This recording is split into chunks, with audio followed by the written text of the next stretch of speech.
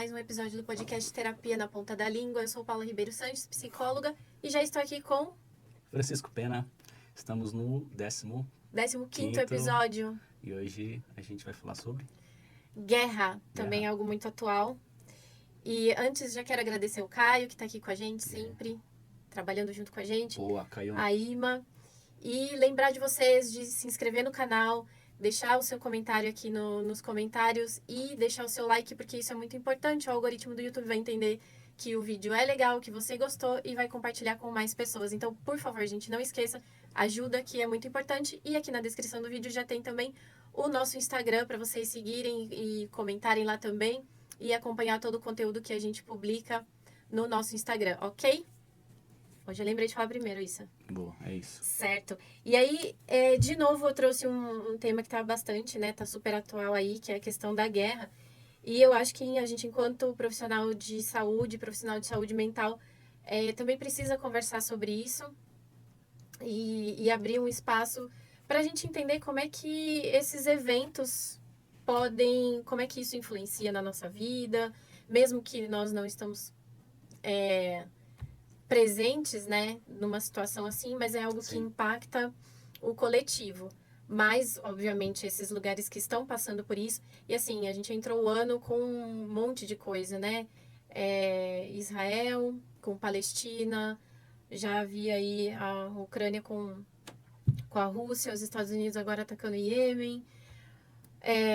Uma das últimas notícias que nós tivemos é que a Rússia está querendo o Alasca de volta, porque não me lembro o ano, mas a Rússia vendeu o Alasca para os Estados Unidos por menos de 8 milhões, acho que por menos de 8 milhões, acho que foi isso, o que me pareceu muito estranho, porque o Alasca é um território imenso, né? E agora eles estão pedindo de volta, o que me parece muito estranho. Então, aí já anunciando talvez um possível conflito, se eles não conseguirem entrar num acordo de paz, enfim, né? E conversar mais em paz a respeito disso. Então, estamos aí... Como se fosse uma estranho, estratégia, né? Sabendo que vou receber um não e eu tenho um motivo para começar. Então, né? Estranho, eu te vendo essa caneta, daí daqui 2 dias eu falo: oi, tudo bem? Então, me devolve aquela caneta ali que você acabou de me pagar? Estranho, né? Se fosse uma caneta, é fácil para resolver, né? Mano. Então, acho pertinente a gente conversar sobre isso. E aí, o que eu fiz, então? Eu fico pensando, e não sei se as pessoas pensam sobre isso, mas eu já pensei muito assim, por que existe guerra? Por que existe? Por que o ser humano faz isso? De tempo em tempo existe isso, né? Sim. Desde que o mundo é mundo, a gente tem um cenário assim. E aí eu fiz uma pesquisa sociopolítica, filosófica também, lembrando que a psicologia nasceu da filosofia, né? Então tem tudo a ver. Então eu fiz uma pesquisa e trouxe alguns pontos, que daí eu anotei porque são muitas informações. Então eu vou falando mais ou menos aqui pra gente ir discutindo. Tá. Então a primeira coisa que eu pensei, por que existe guerra? Como é que surgiu isso assim, né? E aí é interessante porque tem alguns teóricos que eles acham que a guerra, ela pode ser interpretada como um fenômeno cultural. Ou seja, em algum momento a gente vai transcender esse momento e vai parar de fazer guerra. Porque isso é um movimento, é um movimento cultural, é um fenômeno, na verdade, né? Cultural. Então a gente em algum momento vai transcender e vai parar de fazer isso. Como se fosse aqueles duelos de antigamente. Antigamente, você fez alguma coisa pra mim, eu não gostei, eu vou lá e te desafio pra um duelo. E daí, quem sobreviver tá aqui pra contar a história. E quem não sobreviver, um beijo e tchau. Né? As pessoas resolviam os problemas assim antigamente. Sim. E em algum momento isso parou. E hoje a gente olha pra isso e fala, pô, que absurdo. Então, alguns teóricos acreditam que por ser um fenômeno cultural, em algum momento a guerra vai acontecer isso com as guerras. Simplesmente a gente vai entender e parar vai transcender e parar de fazer isso. É uma teoria. Sim. Mas isso depende muito de como a gente interpreta. Seria algo cultural. Seria algo crença, cultural. É um senso comum ali daquela cultura.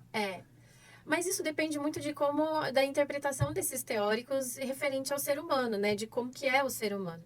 Então, tem outros teóricos que vão dizer que a natureza humana, ela tem um lado raivoso, um lado agressivo, um lado imperfeito e que, portanto, nós nunca vamos conseguir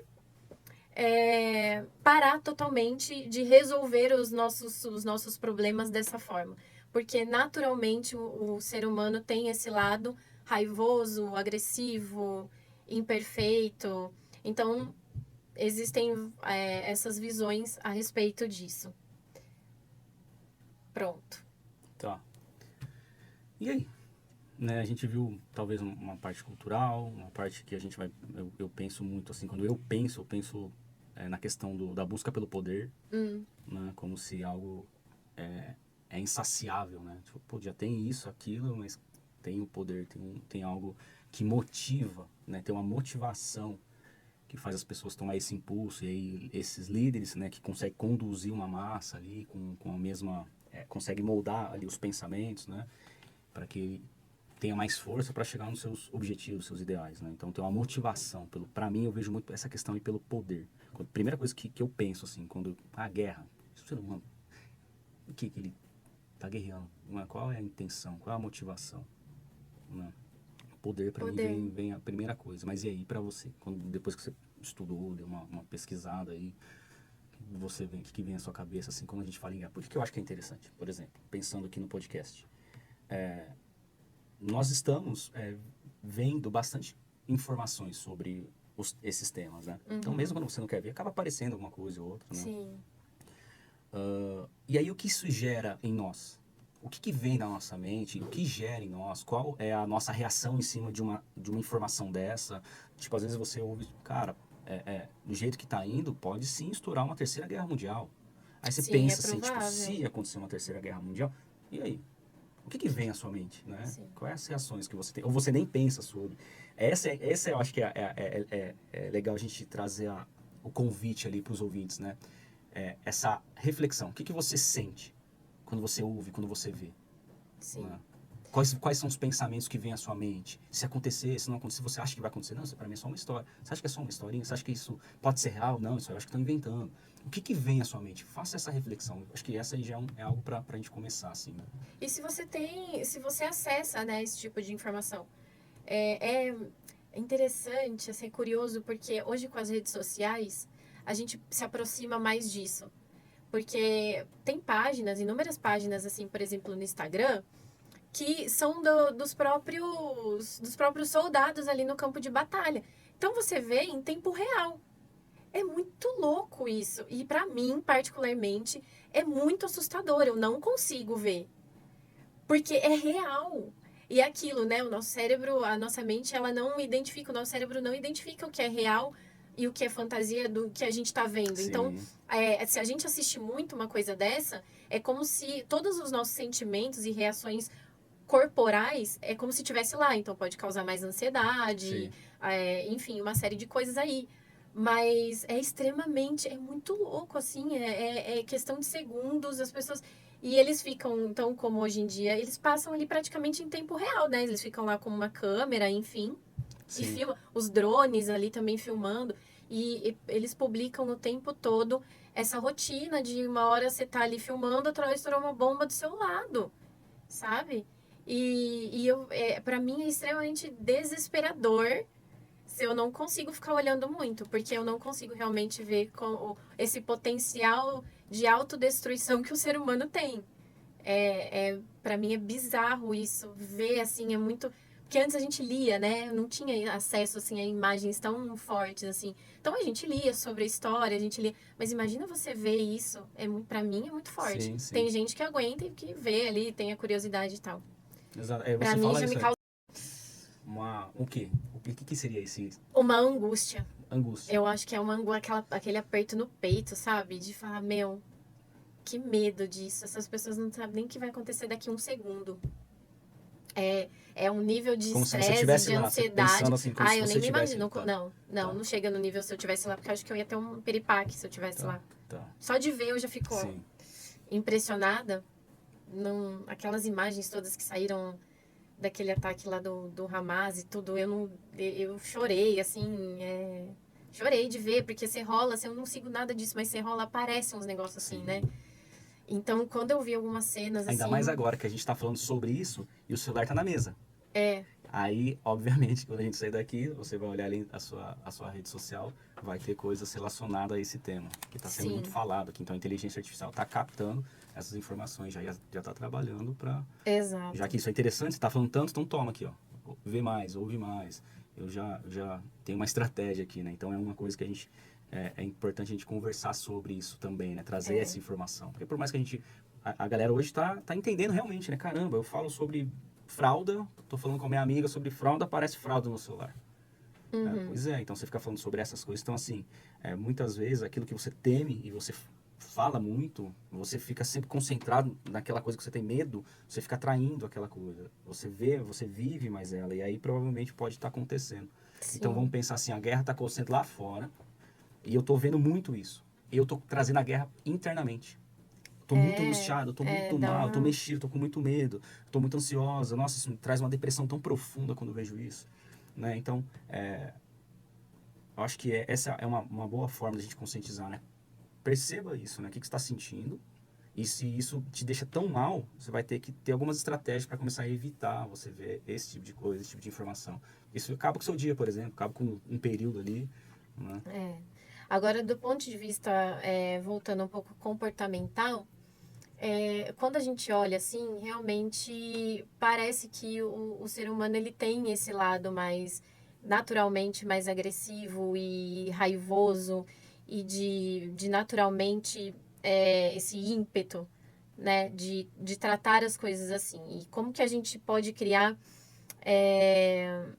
assim, de não resolver as coisas em paz, né? E aí, como que a gente pode criar condições para que as pessoas não resolvam os seus conflitos, os seus problemas, é, de outra maneira, né? Para que as pessoas, na verdade, resolvam os problemas e os seus conflitos de outra maneira que não seja dessa forma violenta, né?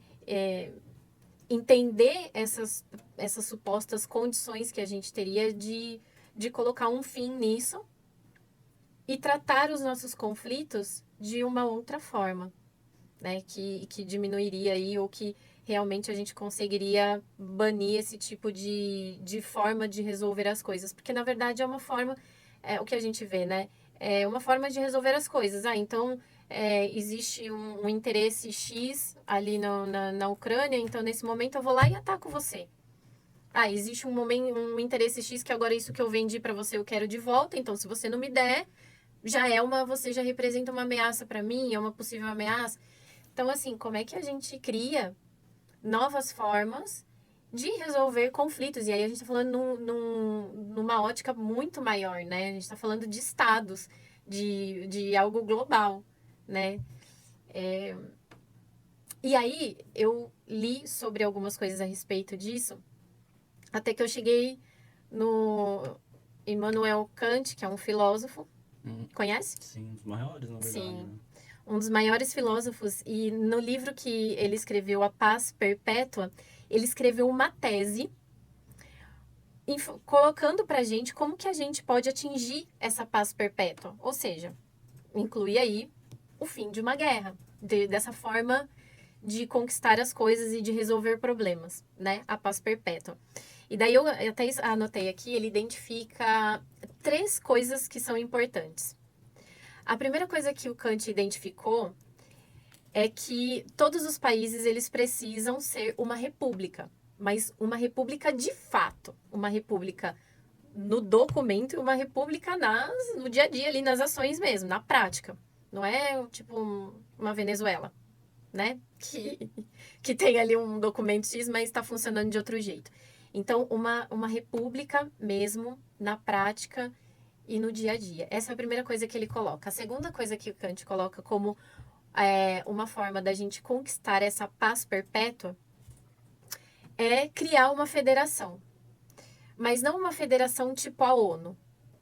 Uma federação onde as nações voluntariamente se vinculam a essa federação e ela né, essa aliança, que seria uma aliança mundial, mas não nesse formato da ONU. E essas nações se sujeitam às regras que foram estabelecidas por essa federação. os países, né, continuam independentes, mas eles voluntariamente aceitam se sujeitar a essas regras dessa federação. Segundo ponto foi esse. Então, o primeiro ponto, a República. O segundo ponto, criar essa federação que não é nesse molde da ONU. E a terceira, e a mais louca de todas, eu acho, porque é muito utópico. Aliás, esses dois já é bem utópico, mas essa, o Kant diz que a humanidade, ela tem que chegar num nível, num estágio de consciência tão racional, onde todo mundo só vai fazer a coisa certa. E daí a gente pergunta, mas o que é o certo? O certo é relativo, o certo que é certo para mim pode não ser certo para o outro. Aí é que está a questão, porque ele busca o que é o certo, não pelas questões morais ou pelas questões religiosas, morais e tal. Ele consegue estabelecer o que é certo dentro de uma lógica racional. Muito louco isso. E aí, como é que ele constrói isso? Ele fala assim, se eu minto, bom, mentir já é uma coisa que não é certa, dentro dessa perspectiva aqui. Então, imagina só, se eu minto e eu universalizo a mentira, a verdade já não existe mais. Então, ele traz para um campo lógico para determinar o que é certo. E essa terceira premissa dele, terceira coisa que ele identifica é que a humanidade precisa e vai atingir esse nível de consciência onde todo mundo vai pensar racionalmente, sempre pela lógica e sempre fazer o certo. E o certo, ele mensura o que é certo a partir dessa lógica, desse exemplo que eu dei aqui para vocês. Então, ele cria essa forma lógica, né, onde as pessoas já não podem e não irão mais fazer o errado, porque se elas forem colocadas em prática, numa escala grande, numa escala total, a vida acaba. Então, ele vai colocando uma lógica para mensurar e para estabelecer o que é certo, que se a gente fizer uma coisa errada e se universalizar algumas coisas erradas, a vida simplesmente acaba. E não é isso que a gente está vivendo? Como assim? Do tipo, tanto, isso que, essas guerras, etc., né, todo o mal, né, que a gente encontra no nosso dia a dia, é porque o errado foi diversificado, foi difundido, foi é, univers... Universalizado, é isso? Exato. Se tornou universal. Então, consequência dos erros, né, dos nossos antepassados. Então, muita coisa, por exemplo, no senso comum mesmo, né, existe algumas coisas que você acha que, não sei se viu um exemplo agora, mas que aquilo é certo. Tipo, um senso comum. Aí na hora que você vai refletir, você fala, não, isso aqui não é certo. Mas por quê? Mas virou um senso comum, virou uma verdade, né? Então, querendo dizer assim, tipo assim, o que o Kant traz aí é... É muito bom isso, né? Só que ele tipo traz. assim, pô, Kant, devia ter feito isso lá atrás. Porque agora, né, a gente já produziu frutos dos nossos erros, né? É como se o solo já estivesse ali contaminado, né? Tipo, agora como que a gente faz? Como é que a gente... Nossa, primeiro porque nem todo mundo pensa de forma lógica e racional. Já tem aí uma questão. Exato.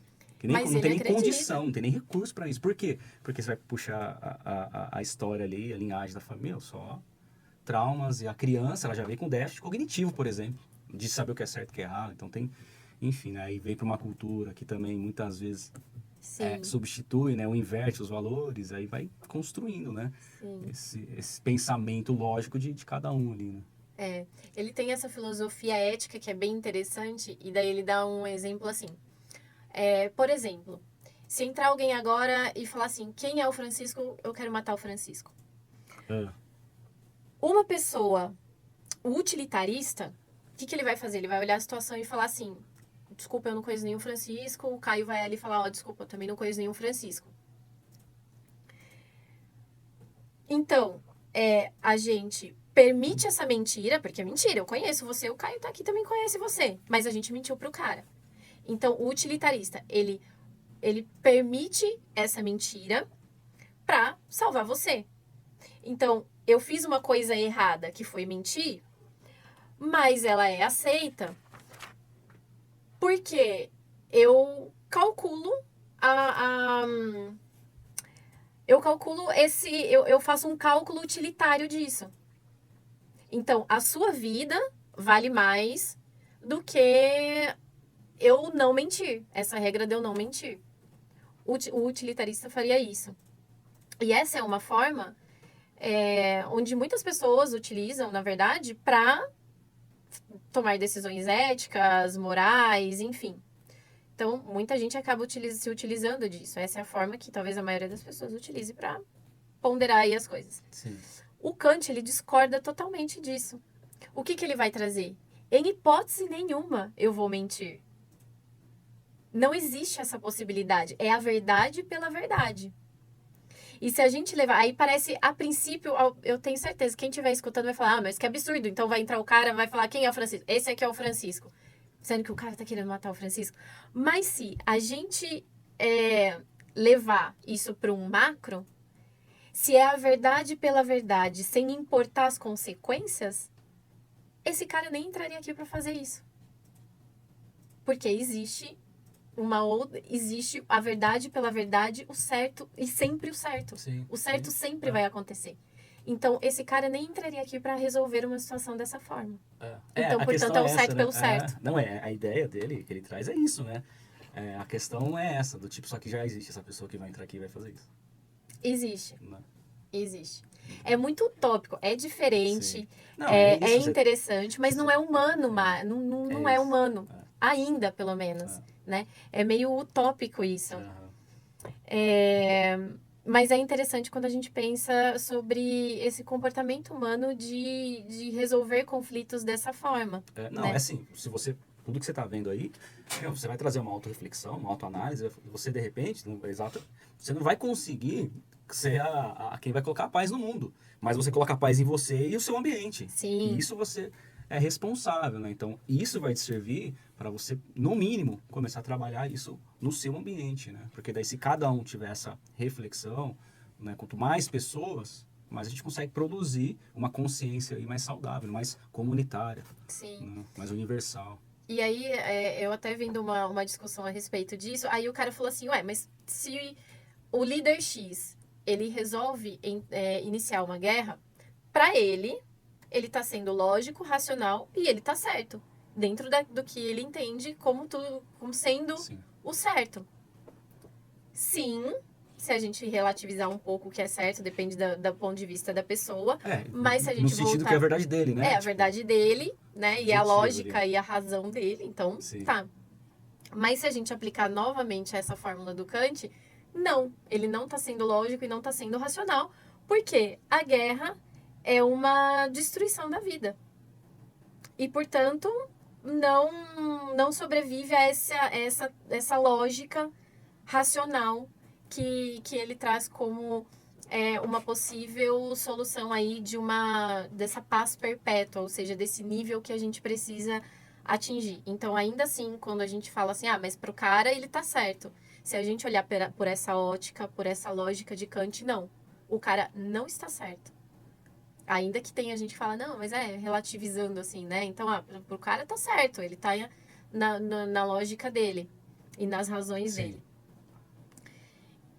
Então é interessante essas reflexões filosóficas e sociopolíticas para a gente compreender e lembrando que nós somos parte de um todo, né? Então o ser humano tem alguns funcionamentos muito parecidos. Não é porque aqui não está acontecendo exatamente o que em outros países que estão em guerra estão acontecendo, que a gente não tem que refletir e pensar nas nossas próprias ações e como isso vai interferir na nossa vida e no rumo que a nossa vida vai tomar se essas coisas continuarem acontecendo e piorando, né? Que existe, como você mesmo, existe uma grande possibilidade de a gente vivenciar aí uma terceira guerra. Sim. Não é o que eu desejo. E continuando os estudos, uma outra coisa interessante, que daí entra até um pouco do que você trouxe inicialmente, né? Do porquê que as pessoas fazem guerra. Já dá para dar uma atualizada na arte da guerra? No Como livro? assim? Tanto que você está estudando a guerra, já dá para dar uma atualizada no livro ali da arte da guerra, né? Eu fiz uma pesquisa, e olha que foi uma pesquisa rápida, gente, não é? Porque tem muita coisa mesmo. Tem um historiador o que escreveu sobre a guerra do Peloponeso, Tucídides. Ele é historiador. É. E ele fala que as pessoas entram em guerra por 3 razões. Ele fala, o Kant falou três formas da gente chegar na paz, e ele traz aí 3 razões do porquê que o ser humano entra em guerra. Primeira coisa, o medo. Segunda coisa, a honra. E a terceira coisa, os interesses. E é interessante como no micro, nas pequenas coisas do dia a dia, existem influências para que a gente sinta medo o tempo todo. Você já percebeu? Nas mídias, na rede social. Existe uma manipulação do ser humano, do ser humano que esses veículos fazem para levar o medo. Porque hoje em dia as pessoas são manipuladas dessa forma, através do medo. Então, em pequenas, assim, pensando no micro ali, no nosso dia a dia, nós estamos o tempo todo expostos a pequenas coisas, às vezes muito sutis, que geram medo na gente. Para que a gente entre em um conflito interno. Na verdade, isso também vem no chip do ser humano, né? O medo em si, né? Inclusive, eu acho até interessante citar isso. Quando a gente vai na história, na palavra medo, a primeira vez que aparece a palavra medo num registro vai estar em Gênesis 3, quando Adão fala, responde para Deus, porque eu senti medo, eu me escondi. Uhum. Enfim, é uma coisa que é muito, muito massa para conversar, mas voltando, né, na questão aí do medo. Então, assim, historicamente está no nosso chip. Se a gente pegar o marketing hoje, que é uma coisa que bombardeia a gente ali todos os dias ali nos nossos eletrônicos, né, no celular, etc. Tudo que você está conectado digitavelmente, você está sendo, de alguma forma, atacado por alguma empresa de marketing querendo buscar ali, chegar na sua meta, que é te gerar um interesse, ou te gerar um medo. Porque o medo, a partir do medo você tem uma reação. Então, por exemplo, medo de acabar as vagas, medo de ficar de fora, medo de ser só eu que não tenho isso, medo de não ser aceito, medo de não ser aprovado. Então, isso gera uma reação impulsiva e aí, no caso, na intenção deles é gerar uma venda ali, etc. Então, a gente está sempre... Um estado de alerta, ou seja, né? o medo, na verdade, se a gente pensar agora de uma forma estratégica, os líderes, eles promovem o medo, né, e depois eles trazem uma solução. E aí, quem é o líder? Quem te salvou? Eu sou o seu salvador. Né? Então, isso aí você vê nas estratégias aí das guerras, das guerras políticas. Exato. Né? Então, é uma estratégia, a questão aí do medo. Né? Então, o medo, sim, está presente. Depois, o medo, a honra, e isso, assim, já desbanca não, né? Mas, assim, já é uma outra visão do que essa visão lógica e racional. Porque medo e honra não tem nada a ver com o racional. É totalmente subjetivo, passa mais ali pelo campo das emoções e tal. Então, a primeira coisa que ele colocou, o medo, a segunda, a honra. Por que seria honra? Por exemplo, o que vem na sua cabeça? O sentido de identidade, né? De posição social, de posição diante valores, né? das pessoas, né? O valor que eu tenho, a posição que eu tenho diante das pessoas, o valor que eu tenho diante das pessoas. A honra, acho que me traz isso, assim, né? E a terceira coisa que ele colocou, os interesses. Que daí, pode até entrar um pouco no campo de mais da lógica, meio que racional, assim, de perda, ganho, custo-benefício, mas interesse também passa pelo campo individual e subjetivo, né? Então eu posso entrar em guerra com você porque, sei lá, eu quero ter mais 3 casas, e você pode, seu interesse de entrar em guerra comigo pode ser porque você quer, sei lá, viajar o mundo inteiro e expandir o território, sei lá, né? Então o interesse também passa por uma coisa mais subjetiva, não é totalmente lógica. Boa. Então, interesse a gente está falando de motivação. Né? O que me motiva para fazer aquilo. Exato. Caramba, você me fez lembrar algo bem legal. Do que? Dá pra compartilhar legal. Ó, medo, honra e interesse. Medo, honra e interesse. Eu lembrei de 3 grandes homens, né, que nos deram aí, nos forneceram tanta informação boa, né, para nossa profissão, no caso, né, para ajuda aí da saúde mental, que eu acho que é um dos nossos interesses. Ó, Freud, medo. Ele vai falar, se você, às vezes, não tiver a coragem ali de você enfrentar os seus traumas, os seus medos, você vai ser um possível... Né? Aliás, eu acho que eu estou trazendo possível, tá? Eu acho que é um pouco mais determinista que isso. Acho que ele diz assim, você será uma pessoa que vai ficar repetindo aquele seu passado. Então, ele diz assim, então, você tem alguns traumas que geram medos e você funciona por esses medos. Só que daí vai para o campo da inconsciência, porque você não dá conta de lidar com os seus medos, e aí isso fica repetindo na sua vida, até você relembrar, Sim. até você reestruturar tudo isso, ressignificar, e aí você continuar. E Freud, dos três, ele é o avô, vamos colocar assim. Né? Aí vem Adler, também austríaco. Adler vai desenvolver o complexo de inferioridade. Adler vai falar da psicologia individual. E aí, fala ali no caso sobre honra. Honra. Né? Então, honra, não sei, tem a ver com os valores, tem a ver com motivação também, mas vamos tentar entender como uma questão de poder. E aí, o complexo de inferioridade, o que essa pessoa busca? Poder. Para me sentir honrado, valioso, aceito, aprovado diante dos olhos das pessoas. Dos olhos das pessoas. Exato. Aí Sim. chega depois, austríaco também, um cara chamado Viktor Frankl. Né? E Viktor, ele passa pelo campo de concentração lá formado ali pelo Hitler, né? Então, a gente está falando ali agora do nazismo. E o interessante é que Freud, ele viveu a primeira e o começo, pelo menos, da Segunda Guerra.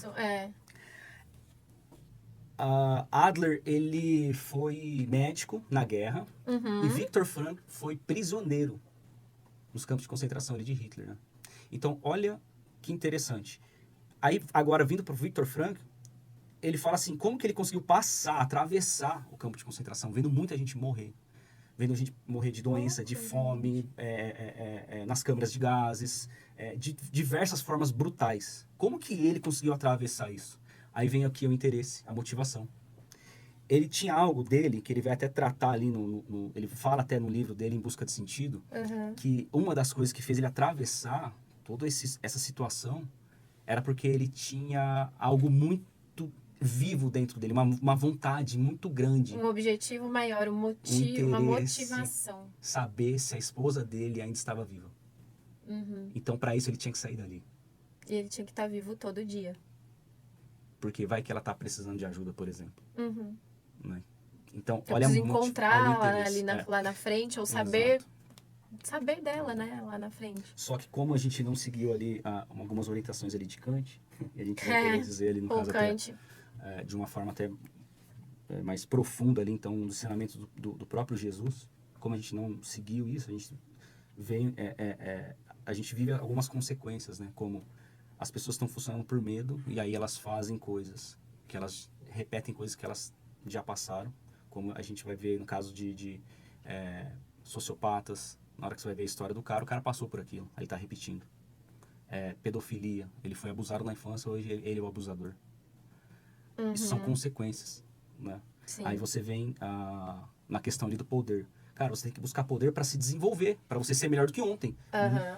E só que você tem que lembrar que o outro é importante e a sua busca de poder não pode passar por cima do outro. Porque isso está errado, mas na minha consciência, como eu ajo pelo instinto do medo, eu passo por cima. Sabe aquela questão, vai acabar a água, a galera estoca toda a água que pode do mercado só para ela.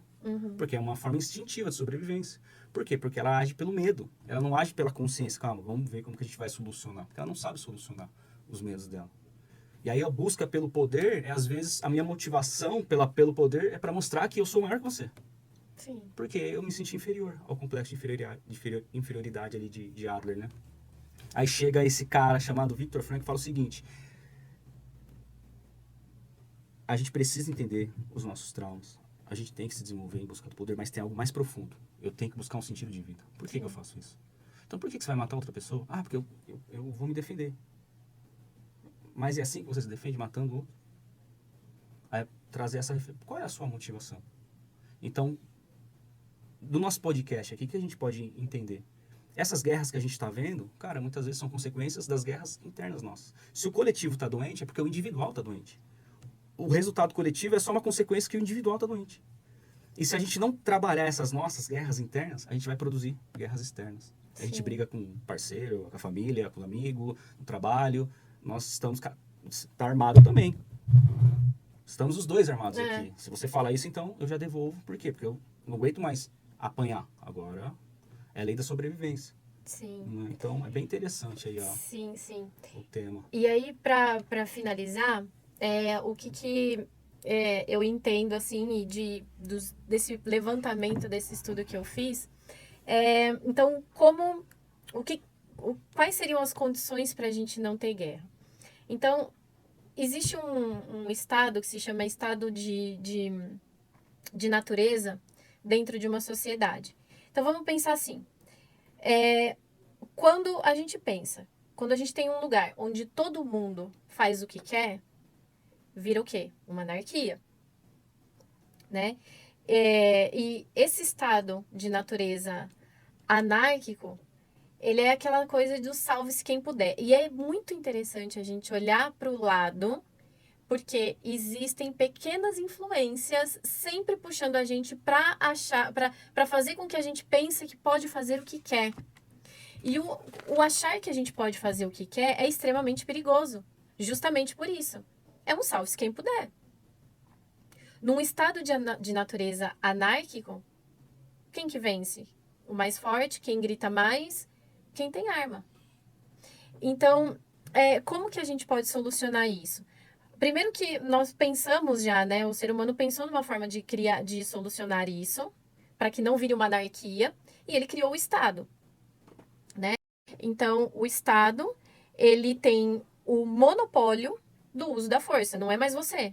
Como se a gente for pensar numa anarquia. Não é mais cada um faz o que quer.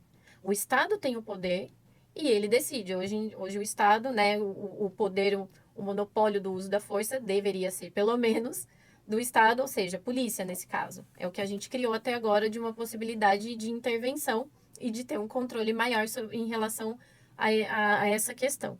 Se a gente for pensar, por exemplo, o Brasil hoje, a gente não vive. Então, o Brasil, na verdade, não é um Estado. Porque aqui, pelo menos, não é só a polícia que tem o uso da força. Outros grupos têm uso da força, então, portanto, a gente pode considerar que o Brasil ele não é um Estado. Ou ele é um Estado fraco, ou ele é um semi-Estado, ou ele é um Estado falido, mas, de fato, o conceito de Estado não Na se prática aplica. não é, né? Na prática, não é. Né? E aí, quando a gente pensa nessa questão dessa anarquia, então, assim, nós temos vários estados, pensando no mundo, assim, no global, nós temos vários estados soltos. E nós não temos uma autoridade central, ou seja, alguém que seja uma autoridade para todos esses estados.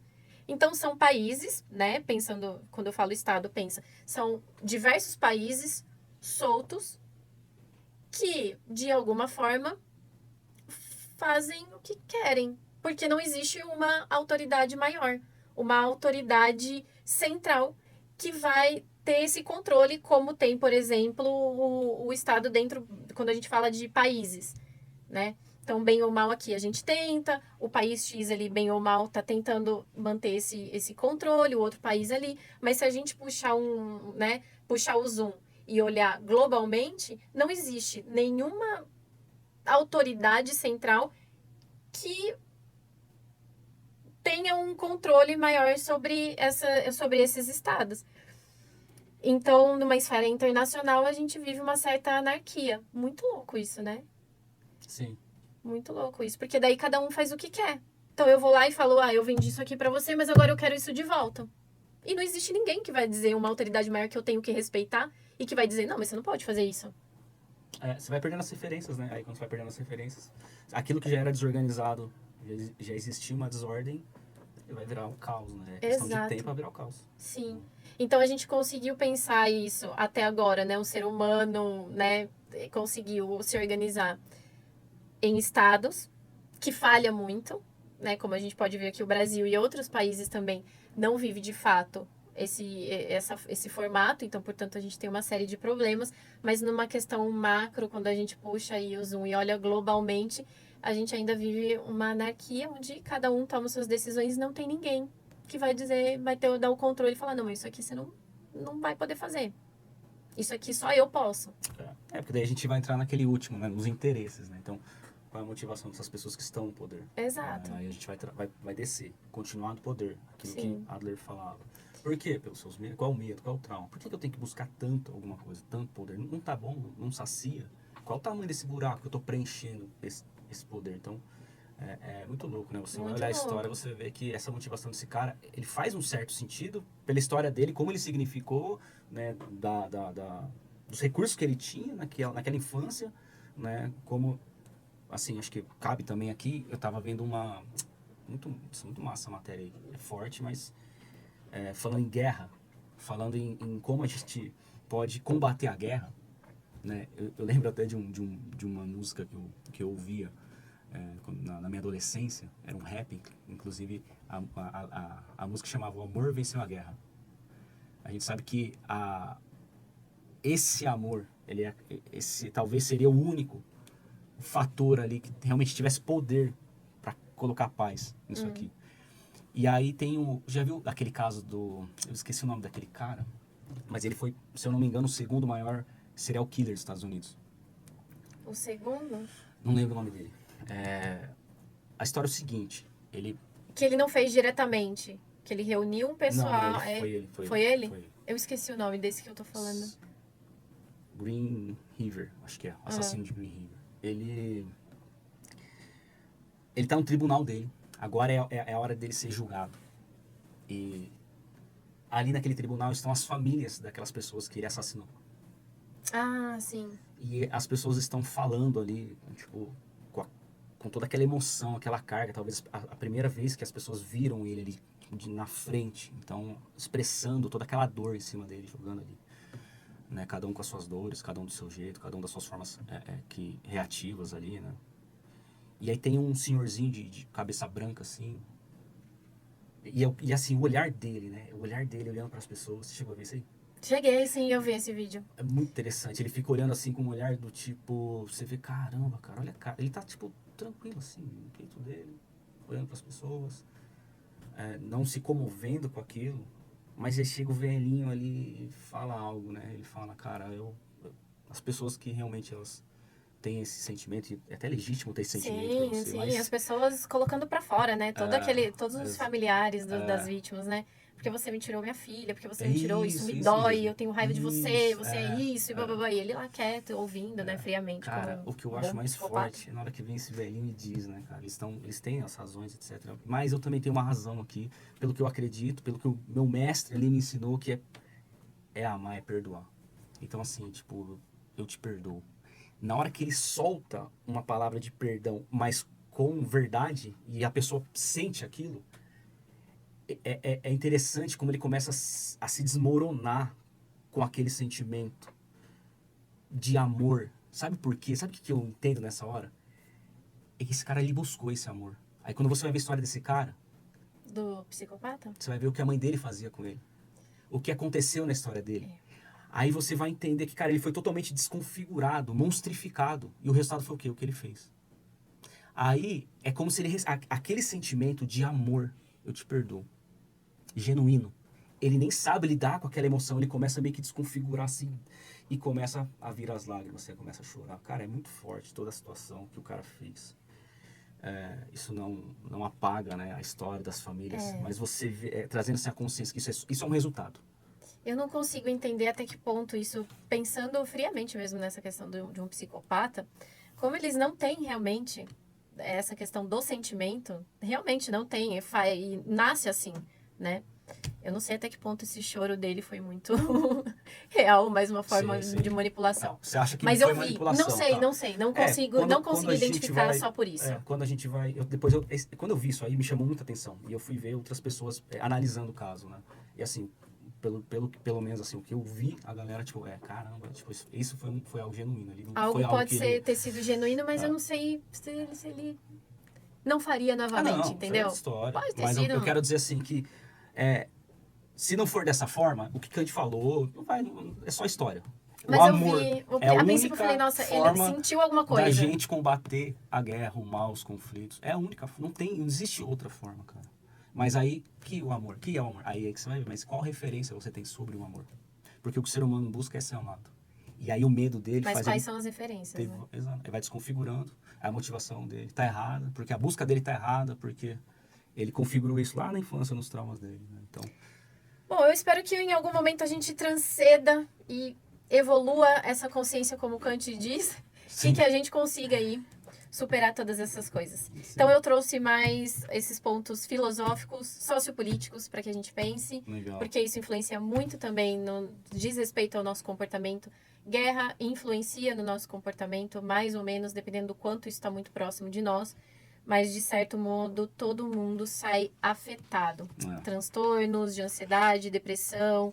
Às vezes não chega a ser um transtorno, mas muitos sintomas, né, de ansiedade, muitos sintomas de quadros de pânico, de depressão. Isso potencializa, e a gente está né, entrando, claro. Então, aquilo que a assim, gente tem dentro.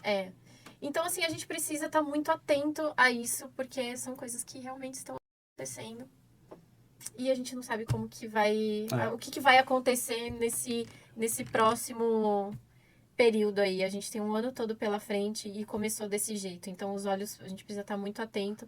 E como profissionais da saúde mental também estar muito atento a isso, porque isso muda a vida do mundo inteiro, né? Então, eu realmente espero que essas coisas não piorem, não aconteçam, mas a gente tem que considerar. Não, sim. Tem que estar atento, né, com tudo. Sim. E aquela coisa, né? Eu preciso... E se acontecer? Então, Como se que você acontecer, tá? a gente precisa estar preparada. Então, assim, cuide de você. Né? Cuide daquilo que é importante. Arruma a bagunça. Porque se acontecer algo que... Se acontecer, você não tem controle algum. Então, se eu não tenho controle algum, tá, ok. Eu tenho que pensar nas possibilidades e, principalmente, qual é a sua responsabilidade sobre você. Você tá ok? É o mínimo que você tem que fazer. Esteja ok. Né? Então, acho Cuide de você. Cuide da sua saúde mental. Se ame mais, cuide mais. E é isso. Espero realmente que as coisas melhorem, na verdade. Mas vamos ver aí as cenas dos próximos capítulos. Temos um ano inteiro pela frente. Agradeço muito a Ima, agradeço o Caio novamente, que está aqui com a gente sempre, ouvindo e trabalhando com a gente. Obrigada, Francisco, mais uma vez. A gente volta, não sei quando, porque agora eu tenho uma semaninha de férias. Boa. Dá uma renovada. Legal. Sim, mas a gente volta logo depois das minhas férias com mais um episódio. E eu agradeço muito todo mundo que está aqui também, que ficou até o final assistindo a gente. Obrigada. Valeu!